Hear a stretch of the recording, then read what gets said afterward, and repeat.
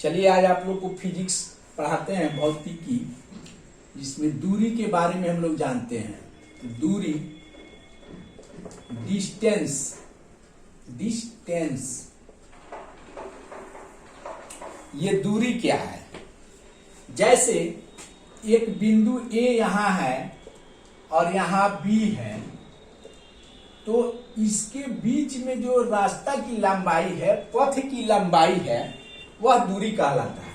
वह क्या कहलाता है? दूरी कहलाता है। अर्थात किसी गतिमान वस्तु द्वारा इकाई समय में जिस पथ की यात्रा तय की जाती है, उस पथ के लंबाई को हम उसका दूरी कहते हैं। दूरी समझ रहे हैं? जैसे यहां पे सी बिंदु है और यहां पे डी बिंदु है, तो सी बिंदु से डी बिंदु तक आने में जो बीच का पथ, रास्ता, रूट है, इसकी लंबाई को माप लेंगे तो यह दूरी कहलाएगा। यह क्या कहलाएगा? दूरी कहलाएगा। समझ रहे हैं दूरी? अब देखिए, दूरी के बाद हम देखते हैं विस्थापन।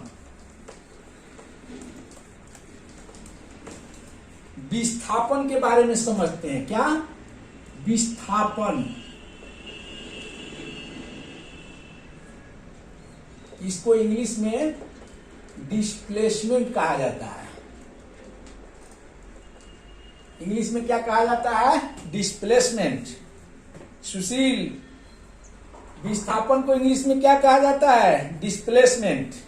नहीं, इंग्लिश भी देखते चलिएगा। तो ये डिस्प्लेसमेंट क्या है? जैसे ए एक बिंदु है यहां, एक यहां बी बिंदु है, अब फिर बी बिंदु से ये सी बिंदु तक आया। तो कोई गतिमान वस्तु ए से चलकर बी बिंदु से होते हुए सी तक गया, तो इसकी दूरी जब हम निकालेंगे तो A B plus B C, अर्थात A B plus B C, इसका क्या होगा? दूरी होगा। ये क्या होगा? दूरी होगा। जिस रास्ते से गया है उस रास्ते की संपूर्ण लंबाई को दूरी कहेंगे। लेकिन जब विस्थापन की बात होती है, जब डिस्प्लेसमेंट की बात होती है, तो डिस्प्लेसमेंट में क्या होता है?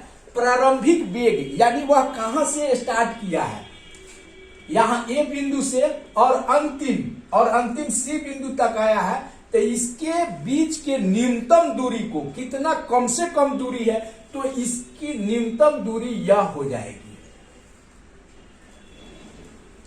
तो यह डिस्प्लेसमेंट, इसका यह न्यूनतम दूरी जो है, यह डिस्प्लेसमेंट एसी हो जाएगा। यहां विस्थापन क्या हो जाएगा? विस्थापन हो जाएगा एसी की लंबाई। एसी की लंबाई देखिए, डिस्प्लेसमेंट में जब दूरी निकालना होगा तो ए बी जोड़ बी सी, और डिस्प्लेसमेंट निकालना होगा तो ए बिंदु से चलना प्रारंभ किया था गतिमान वस्तु और सी बिंदु पर है, तो ये दोनों के बीच की न्यूनतम दूरी, यानी कम से कम दूरी जो निकाल लेते हैं, वही विस्थापन कहलाता है। तो अब तो आपको दूरी और विस्थापन में समझ में आ गया कि दूरी किसे कहते हैं और विस्थापन किसे कहते हैं। इसके बाद हम देखते हैं चाल। क्या पढ़ेंगे? चाल। निकलेसवा के चाल। चाल को इंग्लिश में स्पीड बोलते हैं। क्या बोलते हैं? स्पीड। अब देखिए चाल कैसे समझेंगे हम। इकाई समय का मतलब किसी दिए गए समय में किसी वस्तु द्वारा इकाई समय में किसी वस्तु द्वारा तय की गई दूरी को उसका चाल कहते हैं। इकाई समय में किसी वस्तु द्वारा तय की गई दूरी को चाल कहते हैं। तो परिभाषा लिखाने की जरूरत नहीं है, सुन के आप लिख लेंगे। उसके बाद है, पढ़ाते हैं वेग। अब देखिए, इकाई समय में किसी वस्तु द्वारा तय की गई किसी भी दिशा में दूरी को चाल कहते हैं।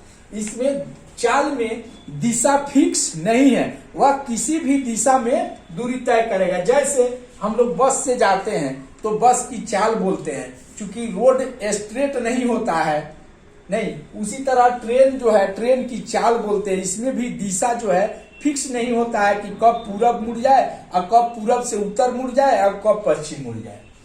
लेकिन जब वेग की बात कहते हैं तो वेग को इंग्लिश में वेलोसिटी कहा जाता है। क्या कहा जाता है? वेलोसिटी। इसमें क्या होता है कि इकाई समय में किसी निश्चित दिशा में, यहां दिशा क्या है? निश्चित है, फिक्स है। इकाई समय में किसी निश्चित दिशा में तय की गई दूरी को वेग कहते हैं। इकाई समय में किसी निश्चित दिशा में तय की गई दूरी को वेग कहते हैं। आइए हम देखते हैं कि भौतिक राशि को दो बराबर भागों में बांटा गया है। एक होता है सदिश राशि। सदिश राशि इंग्लिश में बोलते हैं वेक्टर क्वांटिटी। Vector quantity. दूसरा होता है अदिश राशि। अदिश राशि स्केलर क्वांटिटी।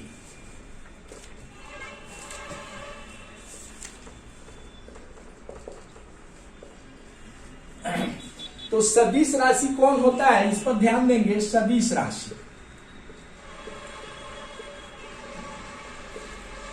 वैसी भौतिक राशियां जिसमें दिशा और परिमाण यानी डायरेक्शन और मैग्नीट्यूड, जिसमें डायरेक्शन और मैग्नीट्यूड दोनों हो, वह क्या कहलाता है? सदिश राशि कहलाता है। जैसे अभी हमने आप लोग को पढ़ाया वेग और विस्थापन, तो यह सदिश राशि का उदाहरण है, वेक्टर क्वांटिटी का उदाहरण है। उसमें मैग्नीट्यूड भी है और डायरेक्शन भी है। सदिश राशि के उदाहरण में कौन हो जाएगा?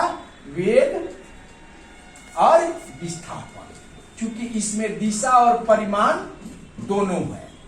अब देखेंगे हम अदिश राशि। अदिश राशि, अदिश राशि इसमें था सदिश राशि, यानी साथ दिशा था। इसमें है अदिश, यानी इसमें दिशा नहीं है। अर्थात वैसी भौतिक राशियां जिसमें केवल मैग्नीट्यूड हो, परिमाण हो, लेकिन दिशा नहीं हो, वह क्या कहलाती है? अदिश राशि कहलाती है। जैसे इसके उदाहरण में क्या हुआ? दूरी, चाल। ये कौन रहा? अदिश राशि का उदाहरण है। दूरी और चाल अदिश राशि का उदाहरण है। चलिए इसके नेक्स्ट क्लास में हम आपको चाल और वेग का अंतर भी पढ़ा देंगे।